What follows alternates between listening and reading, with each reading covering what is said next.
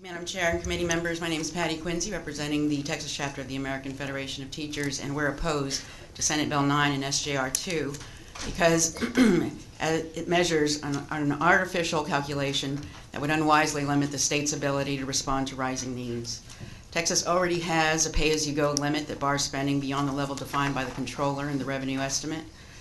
Rather than ratchet down the spending growth limit, the legislature should consider going in the opposite direction. For instance, by guaranteeing in the state constitution that state education funding will keep pace to match student enrollment growth plus inflation plus the cost of compliance with rising state standards. High expectations and rising standards require adequate and increasing resources. A new limitation on spending would not ensure fiscal responsibility. In fact, it would hinder you from responding in a responsible way to the state's growing and increasing needs, often unexpected needs. And the proposal uses a rigid formula that's based on the rate of population plus the rate of inflation, which lacks any correlation to the increasing standards and the resources that are necessary to fulfill rising expectations in our schools. The inflation rate does not contemplate the price of goods the state must purchase, which was mentioned earlier, such as health care, whose costs rise at a significantly higher than regular inflation. Time spending to overall population growth does not factor in the growth of higher cost subgroups, such as senior citizens, a group that is growing faster than any other in our state, and also puts a heavier burden on agencies and programs that serve the elderly.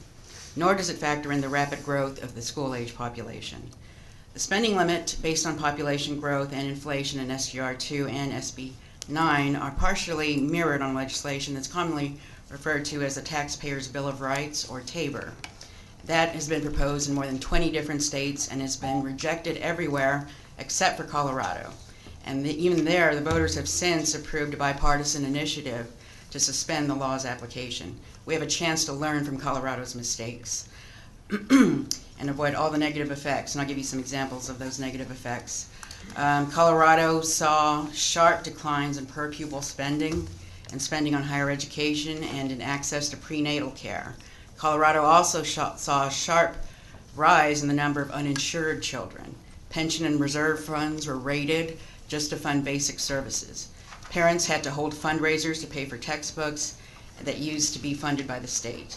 All services were affected, including emergency response. Agencies dependent on fees for funding raised those fees between 300 and 400%. In many respects, the result was not a tax cut, but in fact a tax shift. And we hope you'll heed their mistakes. And good timing.